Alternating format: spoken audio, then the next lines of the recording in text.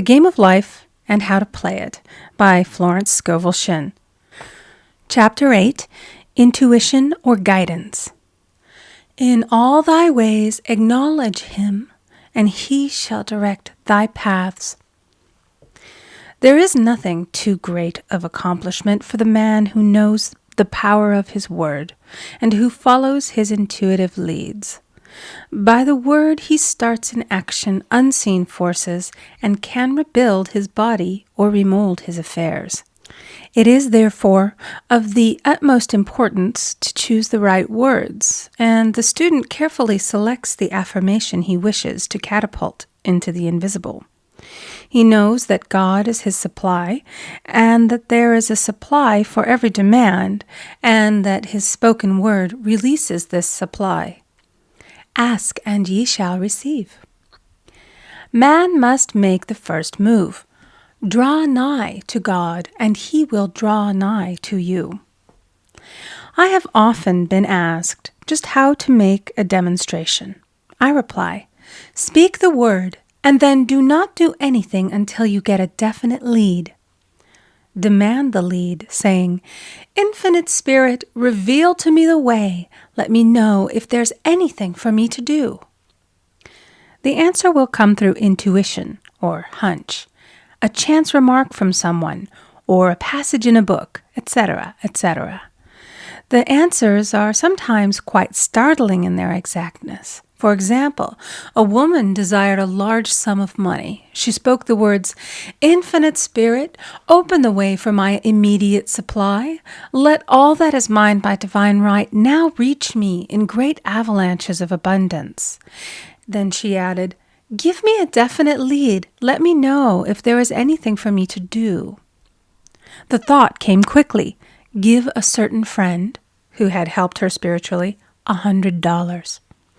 She told her friend, who said, wait and get another lead before giving it. So she waited, and that day met a woman who said to her, I gave someone $1 today. It was just as much for me as it would be for you to give someone 100. This was indeed an unmistakable lead, so she knew she was right in giving the $100. It was a gift which proved a great investment, for shortly after that, a large sum of money came to her in a remarkable way. Giving opens the way for receiving. In order to create activity in finances, one should give. Tithing, or giving 1/10 of one's income, is an old Jewish custom and is sure to bring increase. Many of the richest men in the country have been tithers and have never known it to fail as an investment. The 10th part goes forth and returns blessed and multiplied, but the gift or tithe must be given with love and cheerfulness, for God loveth a cheerful giver. Bills should be paid cheerfully. All money should be sent forth fearlessly and with a blessing. This attitude of mind makes man master of money. It is his to obey, and his spoken word then opens vast reservoirs of wealth. Man himself limits his supply by his limited vision. Sometimes the student has a great realization of wealth, but is afraid to act. The vision and action must go hand in hand, as in the case of the man who bought the fur-lined overcoat. A woman came to me asking me to speak the word for a position. So I demanded, Infinite Spirit, open the way for this woman's right position. Never ask for just a position. Ask for the right position, the place already planned in divine mind, as it is the only one that will give satisfaction. I then gave thanks that she had already received, and that it would manifest quickly. Very soon she had 3 positions offered her, 2 in New York and 1 in Palm Beach, and she did not know which one to choose. I said, ask for a definite lead. The time was almost up and was still undecided when one day she telephoned. When I woke up this morning, I could smell Palm Beach. She had been there before and knew its balmy fragrance. I replied, well, if you can smell Palm Beach from here, it's certainly your lead. She accepted the position, and it proved a great success. Often one's lead comes at an unexpected time. One day, I was walking down the street when suddenly I felt a strong urge to go to a certain bakery a block or two away. The reasoning mind resisted, arguing, "There's nothing there that you want." However, I had learned not to reason, so I went to the bakery, looked at everything, and there was certainly nothing there that I wanted. But coming out, I encountered a woman I had thought of often and who was in great need of the help which I could give her. So often, one goes for one thing and finds another. Intuition is a spiritual faculty and does not explain, but simply points the way. A person often receives a lead during a treatment. The idea that comes may seem quite irrelevant, but some of God's leadings are mysterious. In the class one day, I was treating that each individual would receive a definite lead. A woman came to me afterwards and said, "While you were treating, I got the hunch to take my furniture out of storage and get an apartment." The woman had come to be treated for health. I told her I knew in getting a home of her own, her health would improve. And I added, "I believe your trouble, which is a congestion, has come from having things stored away. Congestion of things causes congestion in the body. You have violated the law of use, and your body is paying the penalty." So I gave thanks that divine order was established in her mind, body, and affairs. People little dream of how their affairs react on the body. There is a mental correspondence for every disease. A person might receive instantaneous healing through the realization of his body being a perfect idea in divine mind, and therefore whole and perfect, but if he continues his destructive thinking, hoarding, hating, fearing, condemning, the disease will return. Jesus Christ knew that all sickness came from sin, but admonished the leper after the healing to go and sin no more, lest a worse thing come upon him. So man's soul, or subconscious mind, must be washed whiter than snow for permanent healing. And the metaphysician is always delving deep for the correspondence. Jesus Christ said, "Condemn not, lest ye also be condemned. Judge not, lest ye be judged." Many people have attracted disease and unhappiness through the condemnation of others. What man condemns in others, he attracts to himself. For example, a friend came to me in anger and distress because her husband had deserted her for another woman. She condemned the other woman and said continually, "She knew he was a married man. She had no right to accept his attentions." I replied, "Stop condemning the woman. Bless her and be through with the situation. Otherwise, you are attracting the same thing to yourself." She was deaf to my words, and a year or two later became deeply interested in a married man herself. Man picks up a live wire whenever he criticizes or condemns and may expect a shock. Indecision is a stumbling block in many a pathway. In order to overcome it, make the statement repeatedly, "I am always under direct inspiration. I make right decisions quickly." These words impress the subconscious, and soon one finds himself awake and alert, making his right moves without hesitation. I have found it destructive to look to the psychic plane for guidance, as it is the plane of many minds and not the one mind. As man opens his mind to subjectivity, he becomes a target for destructive forces. The psychic plane is the result of man's mortal thought and is on the plane of opposites. He may receive either good or bad messages. The science of numbers and the reading of horoscopes keep man down the mental or mortal plane, for they deal only with the karmic path.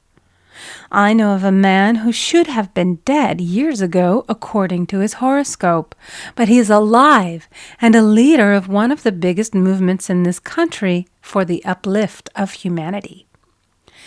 It takes a very strong mind to neutralize a prophecy of evil. The student should declare, "Every false prophecy shall come to naught. Every plan my Father in heaven has not planned shall be dissolved and dissipated. The divine idea now comes to pass."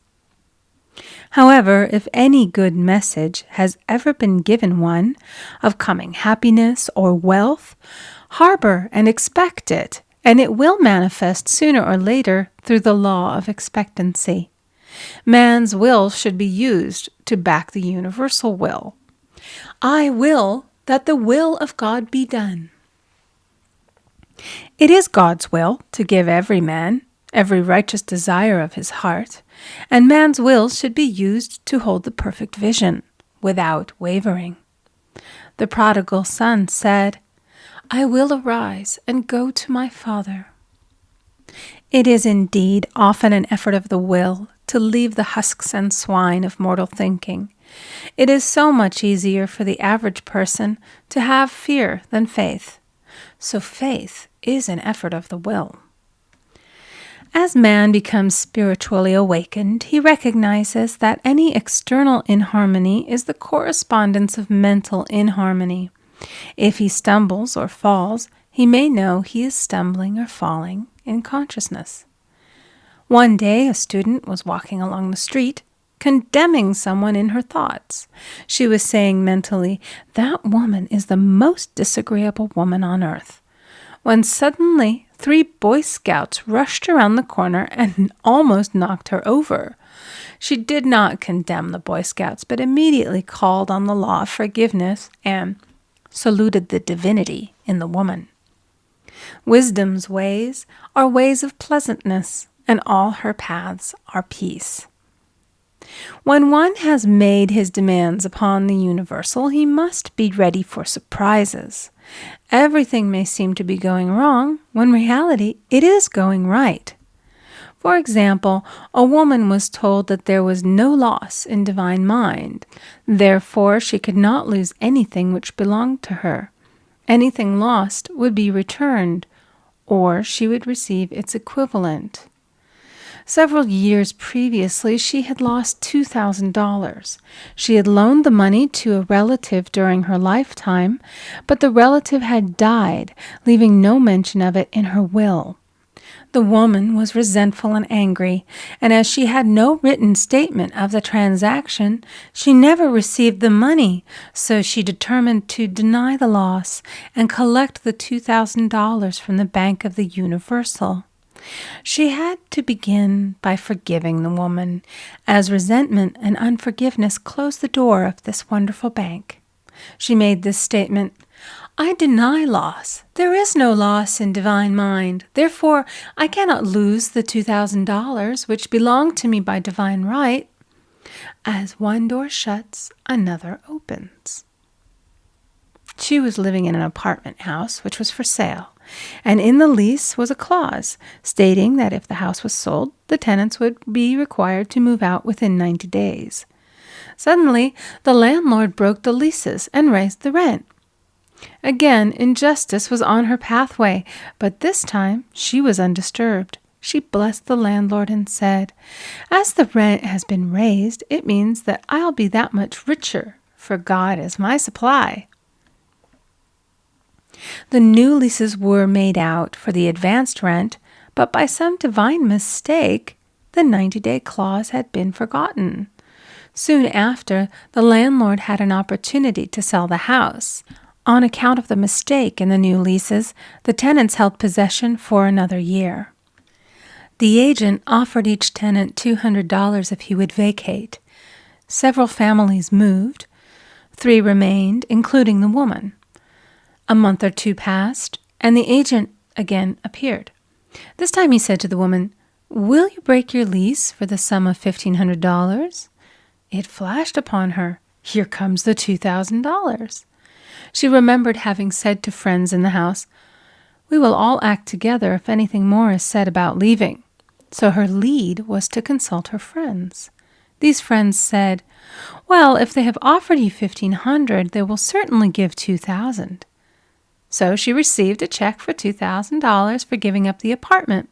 It was certainly a remarkable working of the law, and the apparent injustice was merely an opening for the way for her demonstration. It proved that there is no loss, and when man takes his spiritual stand, he collects all that is his from this great reservoir of good. I will restore to you the years the locusts have eaten. The locusts are the doubts, fears, resentments, and regrets of mortal thinking. These adverse thoughts alone rob man, for no man gives to himself but himself, and no man takes away from himself but himself. Man is here to prove God and to bear witness to the truth. And he can only prove God by bringing plenty out of lack and justice out of injustice. Prove me now herewith, saith the Lord of hosts, if I will not open you the windows of heaven and pour out a blessing, that there shall be not room enough to receive it. End of chapter 8. Recording by Amy Conger.